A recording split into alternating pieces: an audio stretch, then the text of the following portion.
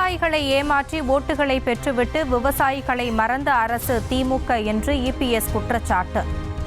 தேர்தல் அறிக்கையில் நெல் குவிண்டாலுக்கு 2500 ரூபாய் கொடுப்பதாக அறிவித்து ஏமாற்றிவிட்டதாக விமர்சனம். அதேபோல திராவிட முன்னேற்ற கழக ஆட்சியில தேர்தல் அறிக்கையில் குறிப்பிட்டாங்க, திராவிட முன்னேற்ற கழக ஆட்சிக்கு வந்தோல நெல்லுக்கு குவிண்டாலுக்கு 2500 ரூபாய் கொடுக்கறாங்க. ஆட்சிக்கு வந்து 3 வருடம் ஆகி போச்சு, ஒன்னும் செய்யல.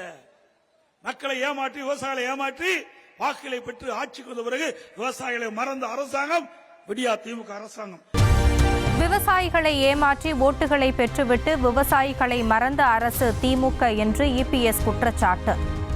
தேர்தல் அறிக்கையில் நெல் குவிண்டாலுக்கு 2500 ரூபாய் கொடுப்பதாக அறிவித்து ஏமாற்றிவிட்டதாக விமர்சனம். இந்தியாவில் வறட்சிக்கு நிவாரணம் வழங்கிய ஒரே இயக்கம் அதிமுக தான் என்று அக்கட்சியின் பொதுச் செயலாளர் எடப்பாடி பழனிசாமி தெரிவித்துள்ளார். தஞ்சையில் நடைபெற்ற பொதுக்கூட்டத்தில் பேசிய அவர், டெல்டா மாவட்டங்களை பாதுகாக்கப்பட்ட வேளாண் மண்டலமாக அறிவித்தது அதிமுக ஆட்சியில்தான் என கூறினார். செய்திகளை உடனுக்குடனும் துல்லியமாகவும் தெரிந்து கொள்ள சப்ஸ்கிரைப் பண்ணுங்க.